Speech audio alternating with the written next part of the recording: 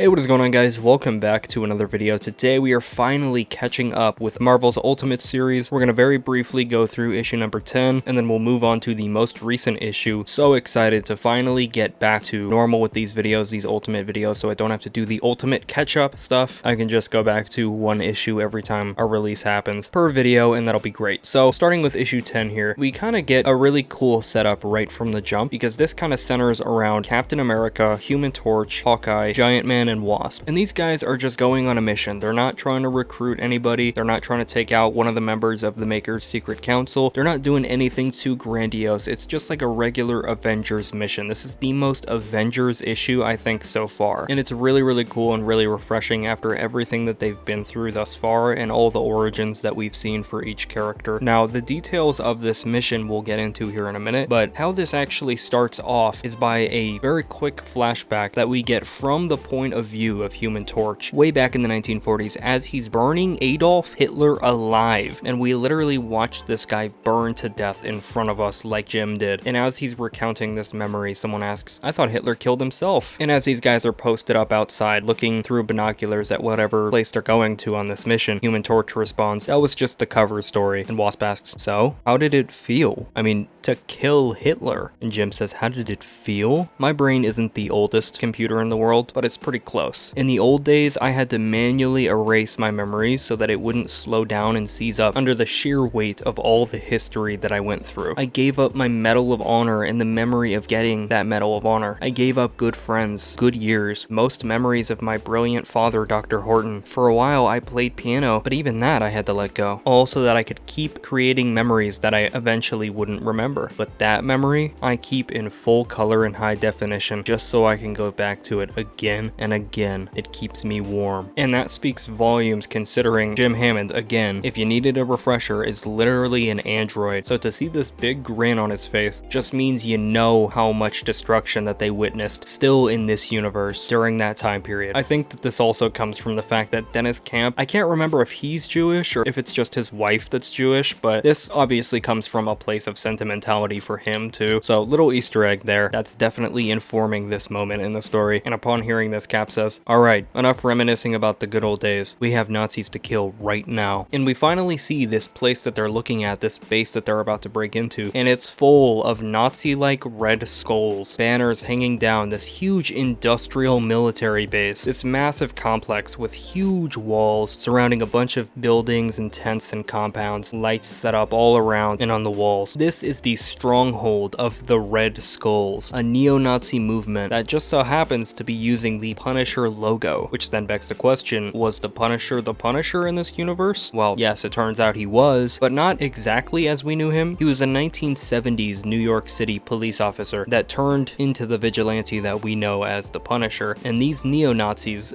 again, similar to the police in that one story and in Daredevil Born Again, and, you know, obviously in real life, these guys appropriated the iconography and used it for their own movement, obviously drowning it in red to imitate their leader from back in the day. So as these guys climb the wall and get ready to break in, someone on the intercoms chimes in, "What's going on here?" And Cap says, "Tony, you're supposed to be in surgery." And we see him in this lab saying, "I am." Without anesthesia? And one of these machines in the lab pokes Tony in the back. It's fine. The Immortus engine is keeping me stable.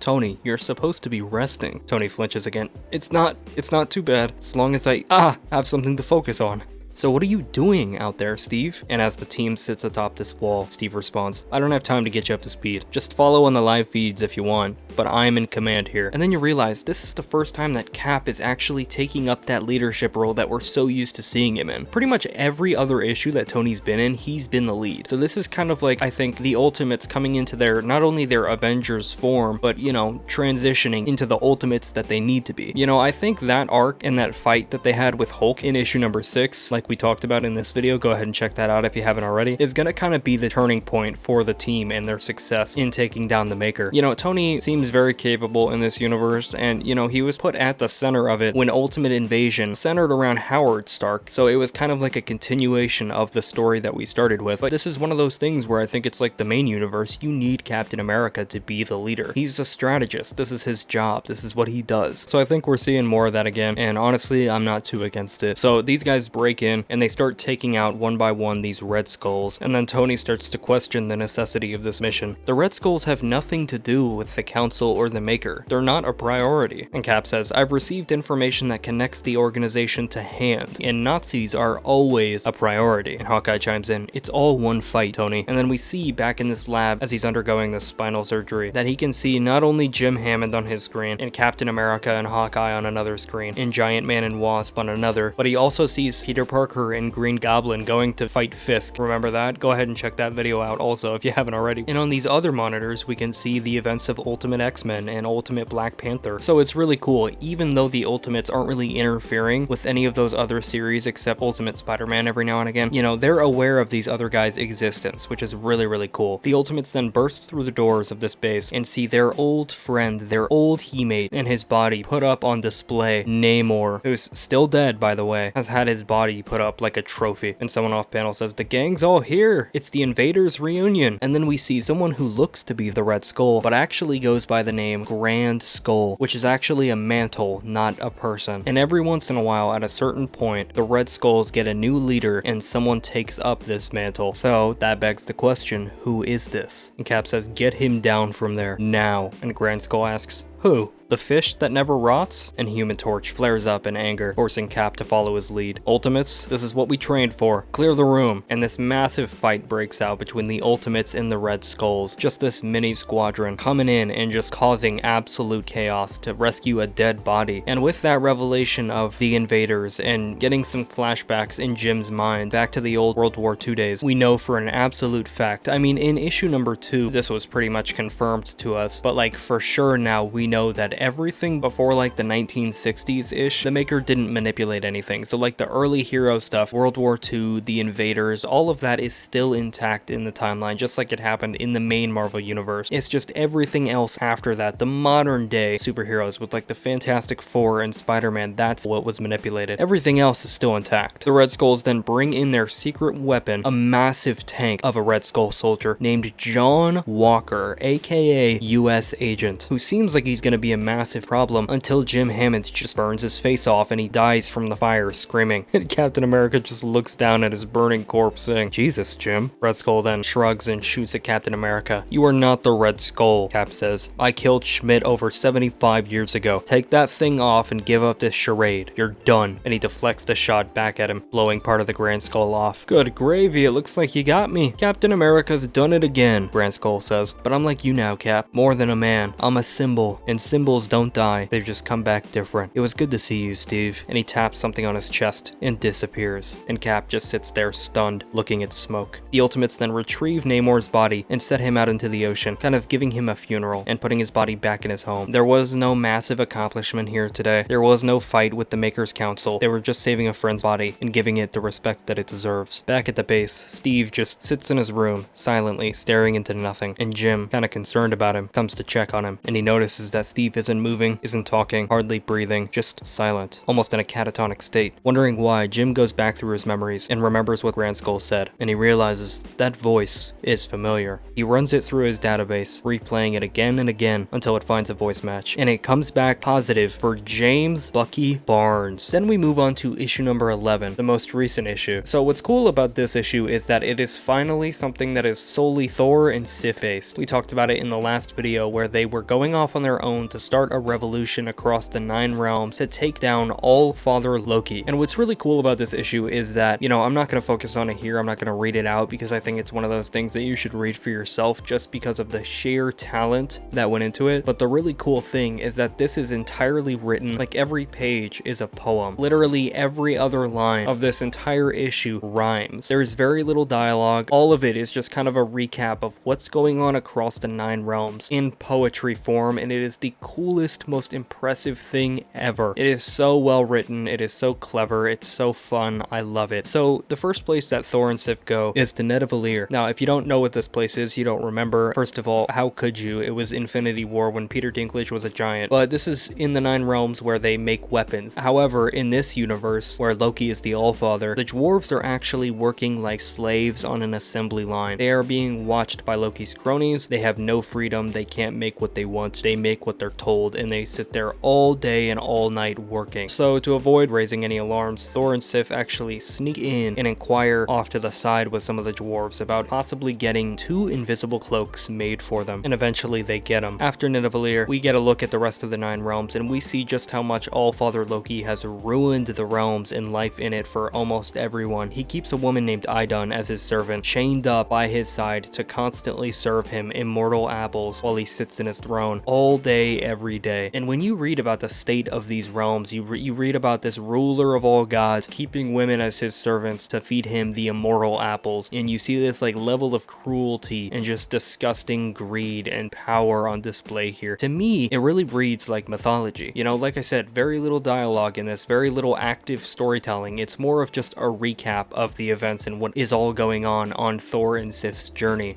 Which means that if you're watching this, you're literally getting a recap of a recap, but that's besides the point. It's just so cool. It's like building up Asgard in the 9 realms in a really interesting way in this universe, to where it reads like I said, mythology. You're just getting the events from a third-person perspective. You're not getting the active journey with Thor and Sif as main characters. It's just a massive tale of everyone in the 9 realms. And we see the slaves in Alfheim, where, as previously mentioned, the hand agents that work for the Maker are forcing them to write stories for Loki instead of making art, sitting there with whales in hand, chained to their chairs, just forced to write over and over and over again. They're still producing content, but they're not being creative, and there's no sense of self-expression. They're being forced to do what they hate. Thor and Sif then go to Vanaheim to recruit these beings that are more in touch with nature. You know, they're more along the lines of working to harvest and preserve life in the natural world. The thing is though, Loki leaves these guys alone, so they refuse to help. So with this, Thor and Sif then just go back to where they're camping out, and you know, they fuck and then go to sleep. But as Sif sleeps, Thor actually sneaks out and then comes back. And when he does, he refuses to say what he did and where he went. So then they just go back to being kind of emotionally closed off. They just go straight for the Frost Giants, fighting them. Thor kind of creating a distraction, dragging Loki away, which allows Sif to sneak in and free Idun and get her out of there. These guys then hide in the caves of Niflheim with their old friends reunited, just sitting in the dark. Back on Asgard, Loki rages that none of his soldiers, none of his giants could recapture Thor, but they also let Idun get away, and because of this, he worsens conditions for everyone, including those on Vanaheim, who then realize that they actually do have a reason to join Thor and Sif, because no matter what, Loki was always going to find a reason to come for them. So a lot of them try to fight and escape and get away, and then join Thor and Sif with their group. So with them being able to meet up with these dwarves on Nidavellir, reunite with their old friends from Asgard, and also get the life beings from Vanaheim on their side, and having the intel from Idun, they're starting to put together a team, an army to take down the Allfather Loki and have this kind of civil war across the 9 realms. And then at the very end of the issue, we get a look at where Thor went and what he was doing. And we see that he actually went to Surtur to make kind of a backdoor deal and kind of propel things in the direction that he wanted and cause this war with Loki, get people more involved, force their hands. And as he shakes Surtur's hand, he says one thing, which is simply burn it all down. The question is, with this deal, that means it's gonna cost Thor something. So what did he give up? What's gonna happen? And when is that gonna come into play? So it's cool. While these guys are split up, while Cap has his squadron going and Thor and Sif have their army getting built over here, we got 2 really interesting storylines happening. Cap is kind of becoming the new leader while Tony is in recovery, and Thor is kind of stooping to a new low that we haven't seen from him thus far. So I just think these were 2 great issues. Dennis Camp, as always, is just killing it. Every issue is something really fresh and unique and interesting and refreshing, and I just love it so much, and I'm so happy to be caught up again so I can finally do these issues regularly. You know what I mean? Do a video for each issue as it comes out. So if you want me to continue the series, you're liking these videos, make sure to leave a like, subscribe if you haven't already, comment your thoughts down below. How'd you feel about these 2 issues? And yeah, that is the video. Thank you for watching.